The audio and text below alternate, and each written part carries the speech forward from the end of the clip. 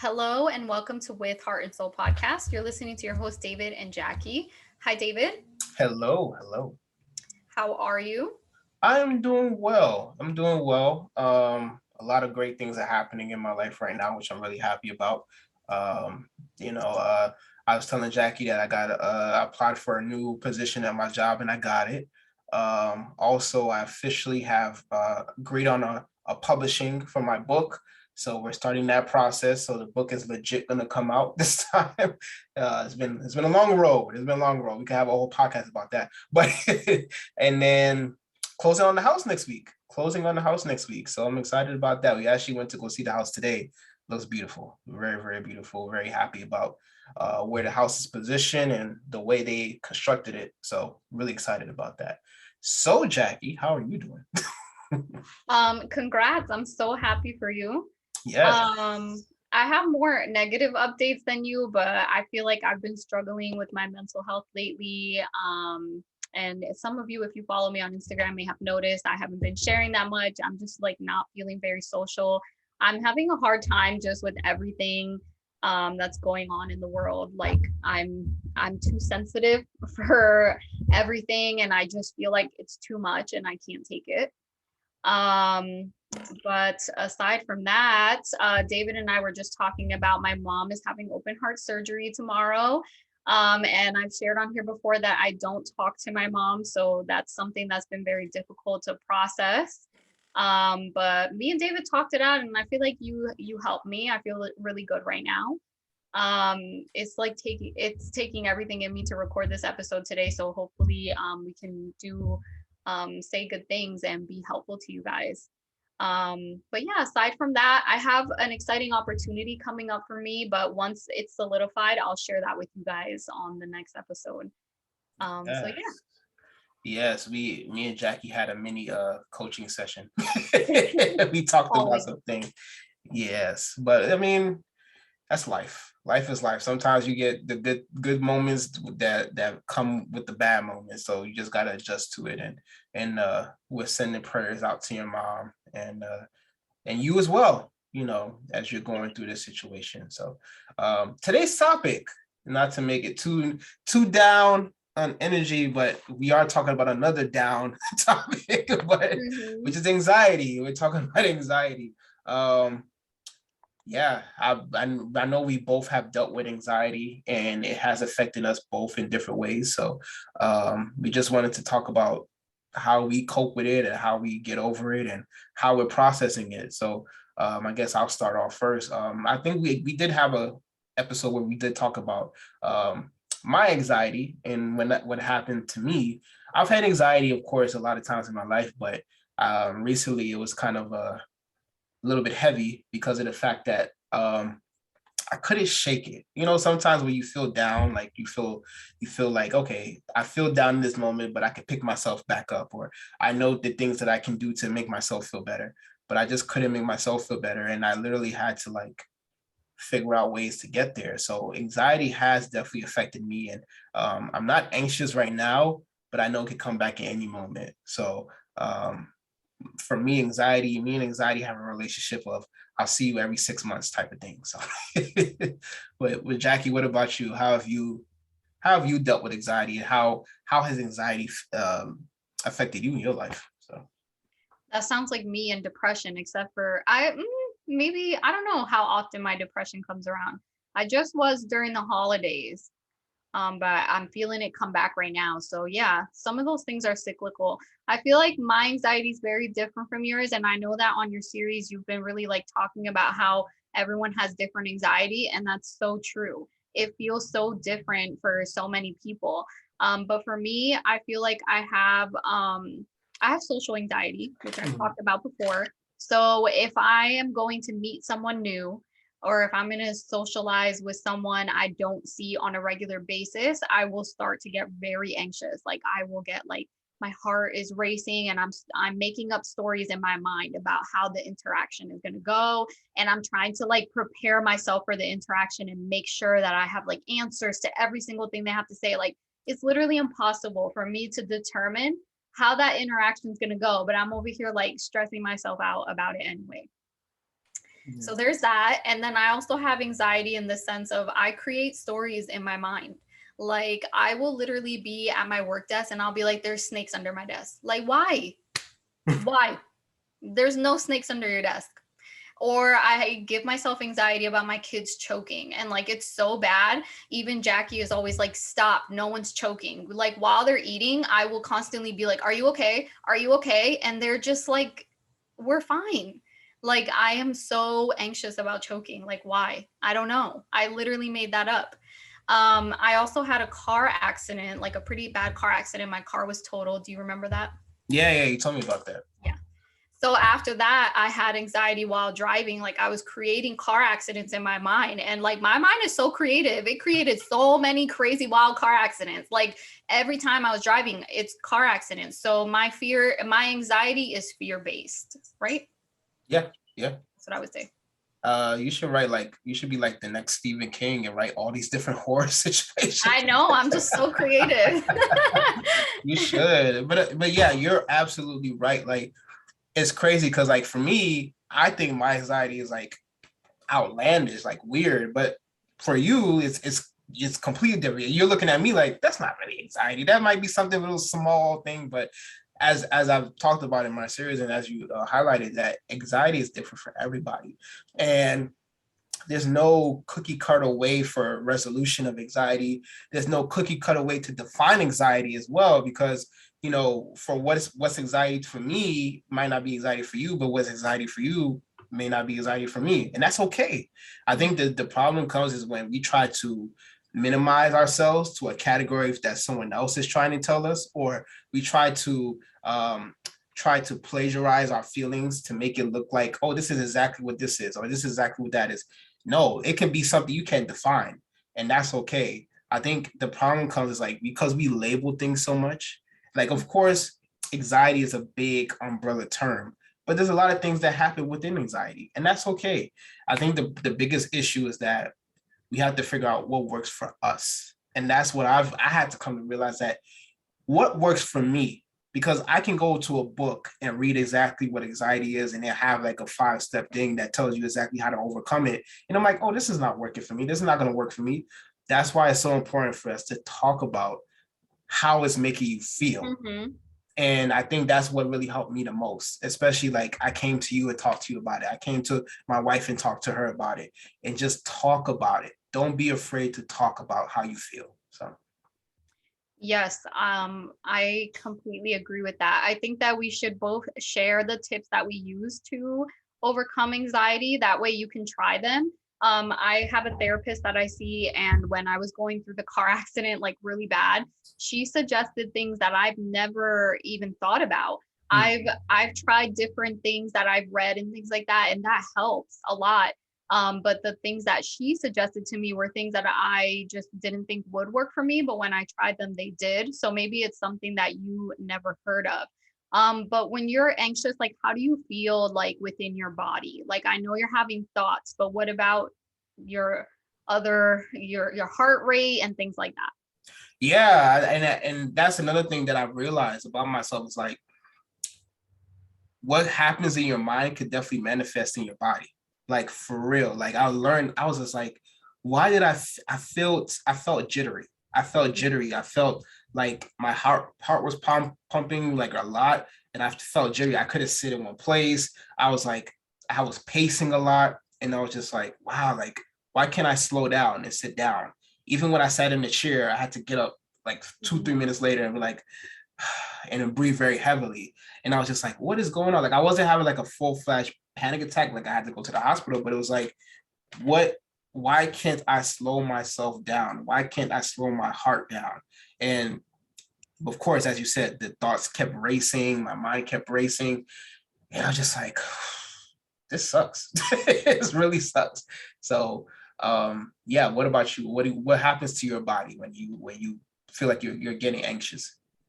I get sweaty armpits and sweaty palms, and my heart is very racy.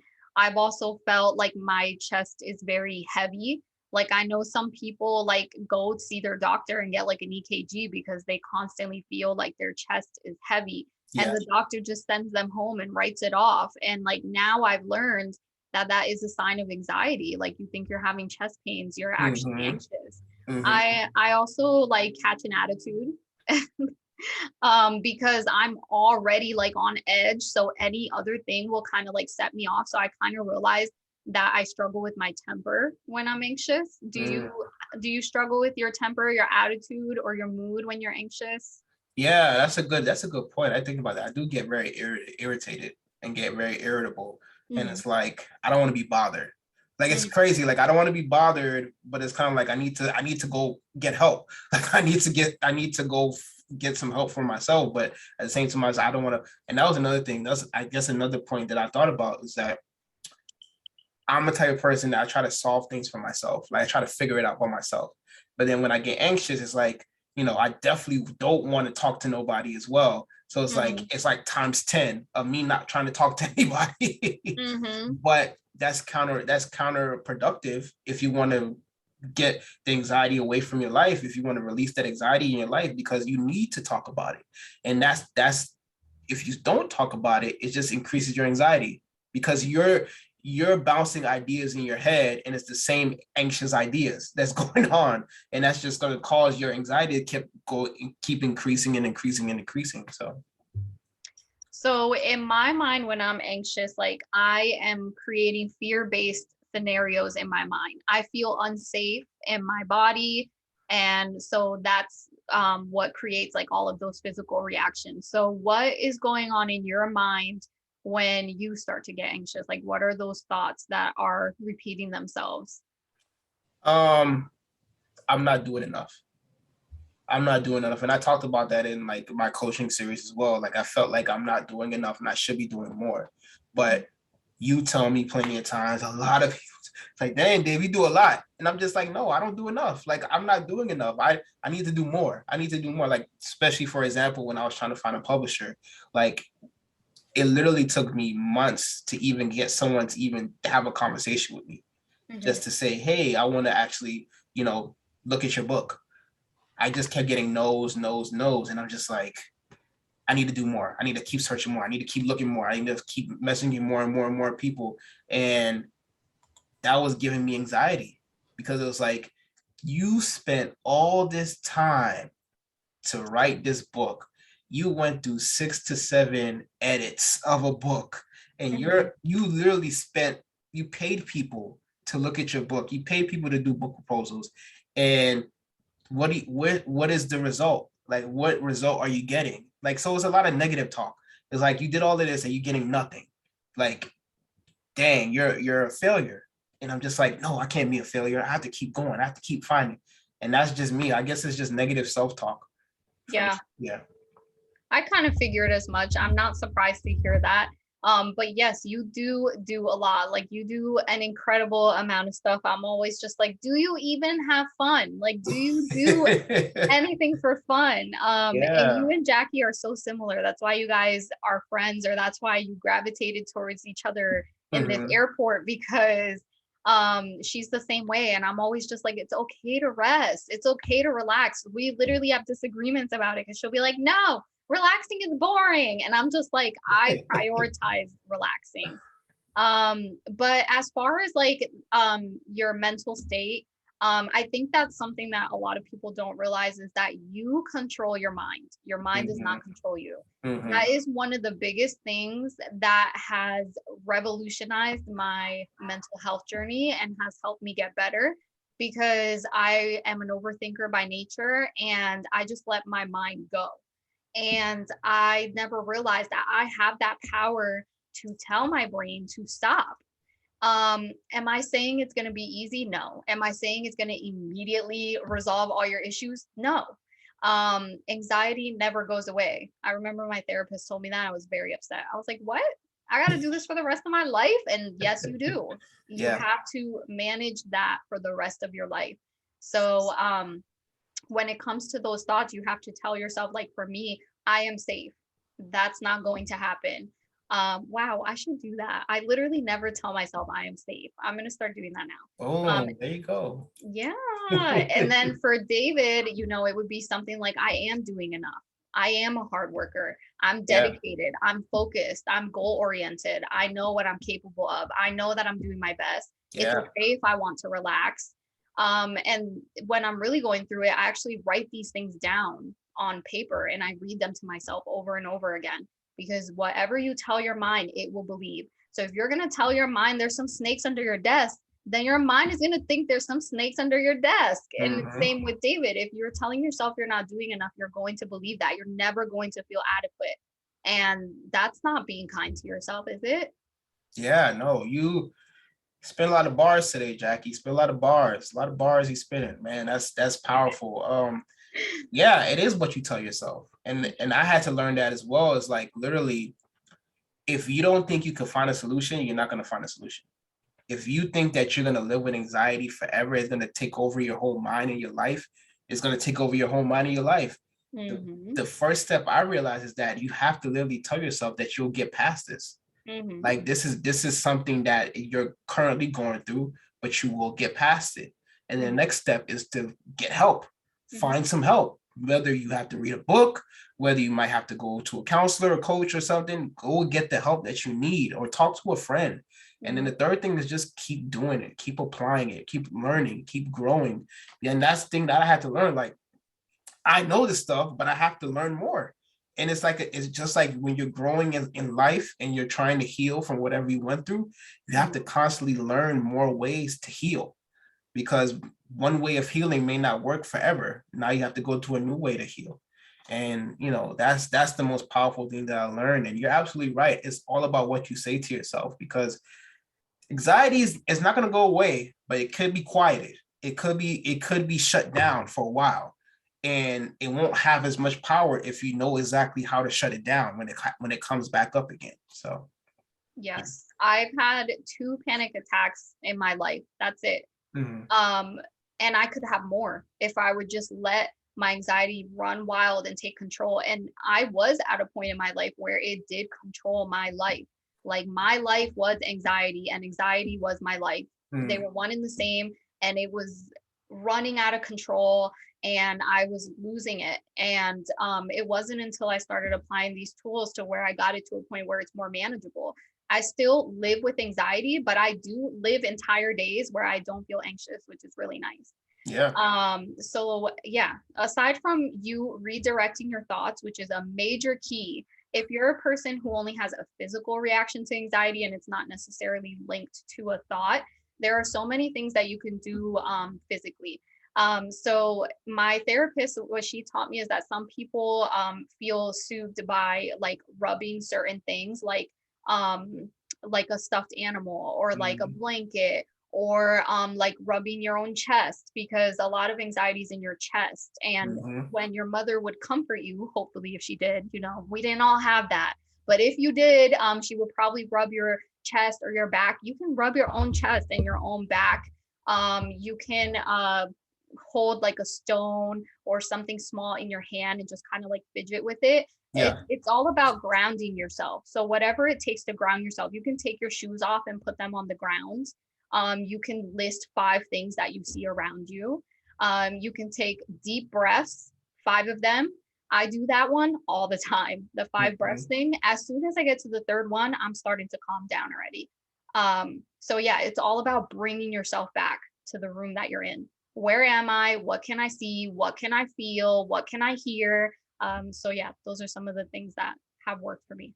Yeah, those are powerful. I love those because sometimes when you get anxious, you think that you're in a crazy world, like your world is just upside down. But as you said, once you breathe and you look at your surroundings, like, okay, I know where I am. I know what's around me. I know where this place that I am is safe and Mm-hmm. I'm secure, and that's okay. And one thing that I love to do when I was getting anxious was like, okay, think about the positive things that you have in your life. Think about the good things that are going on in your life. And acknowledge that you are not as bad as your thoughts are telling you. You are not as helpless as your thoughts are telling you.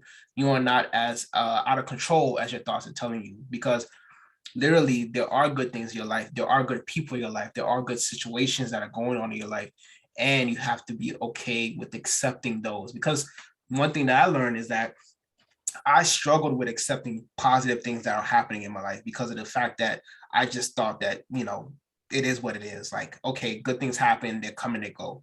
But one thing me and my friend was talking about is that you have to cherish those positive moments, because those positive moments can save your life, literally.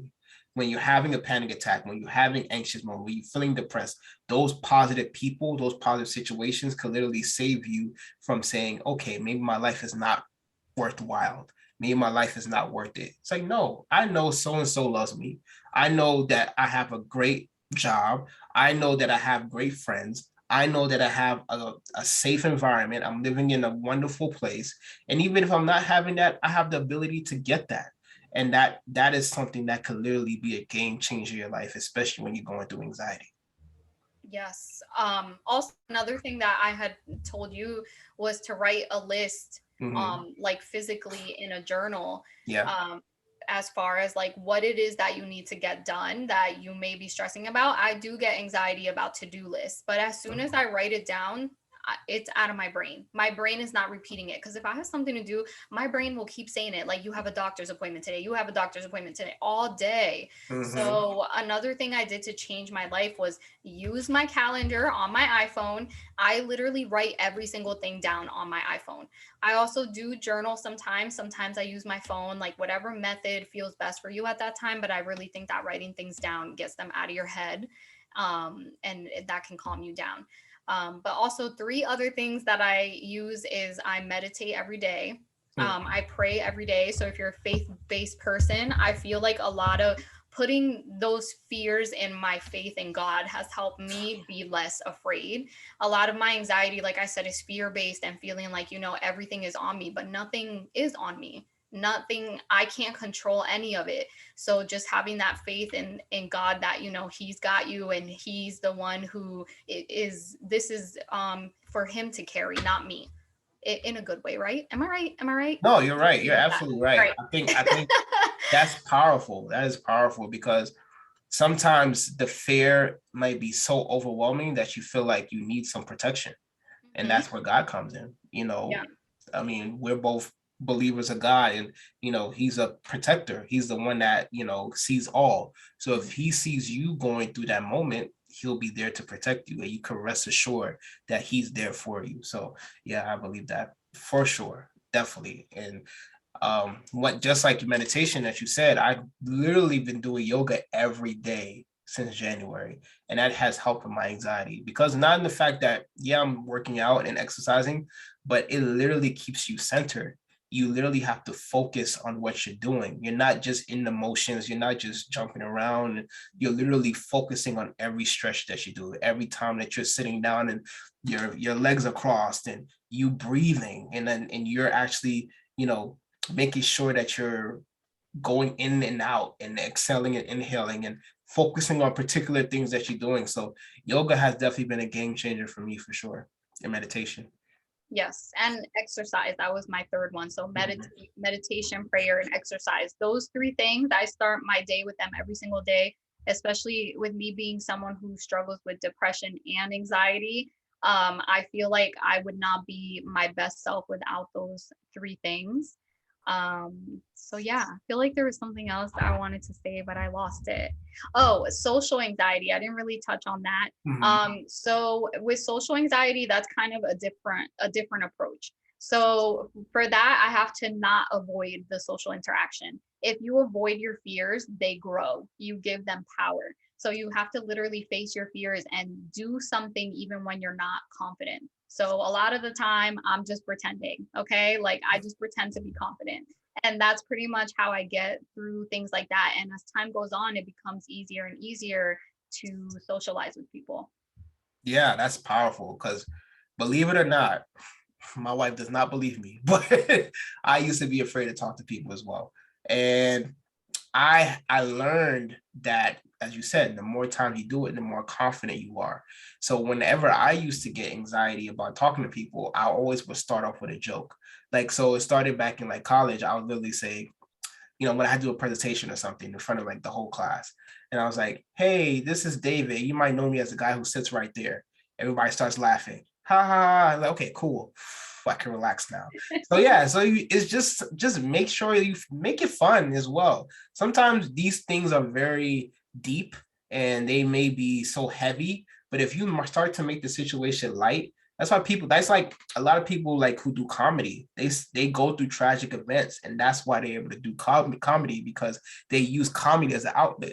So make it as light as possible. Sometimes you might think it's very serious, but if you just make it a little bit light on you, you'll be able to maneuver through it. So Oh yeah, definitely. Jokes all day. Laughter gets us through anything. yes. But yeah, that went by really fast, guys.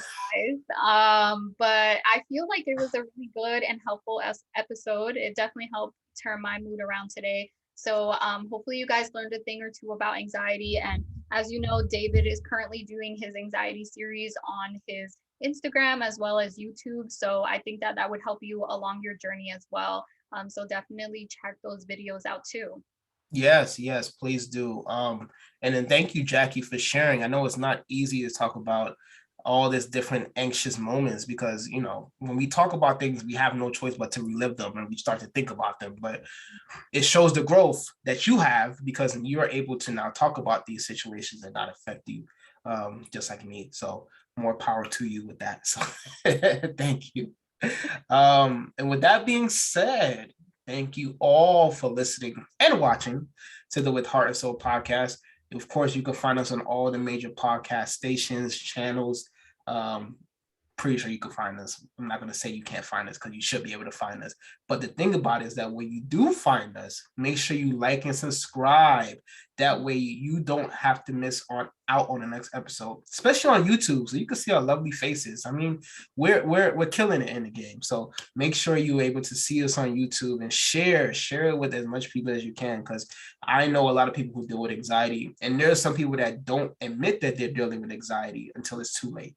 So please share. We're also on SoundCloud as well. In case you're into SoundCloud and you want to listen to us there. Jacky's Wonderful Business, See Where We Land. They're on Etsy. Please go on Etsy, place an order. They're doing amazing stuff. You can also hit them up on Instagram, see_where_land. They did awesome stuff with Earth Day. They continue posting some wonderful stuff. I just saw a picture that they posted that you had a customer wearing your shirt. That was amazing. My coaching business is Colabcoaching. www.yourcolabcoach.com. Sign up for that free 15-minute coaching session, or you can complete that relationship checklist, and then we'll be able to see how we can work best with each other, because I'm here to help you. YouTube, Collab Coaching, as Jacky said, all my series are on there. This is actually week 4 of the anxiety series, so we're wrapping it up this week. Next week, we're going to start a brand new series. Don't know what it is yet, but we'll get to that. Instagram, Collab Coaching, Facebook, Collab Coaching. Jacky's personal Instagram. Didn't forget. Love, peace, and kindness. I know Jacky hasn't been posting too much, but I got a feeling she's going to be posting some stuff soon. I got a feeling. But with that being said, look out for my book coming out this summer. Look out for Jacky's wonderful stuff that's coming out soon. She's going to be doing some great stuff. And thank you all for listening and watching. Thank you so much. Have a good week. Bye. Bye.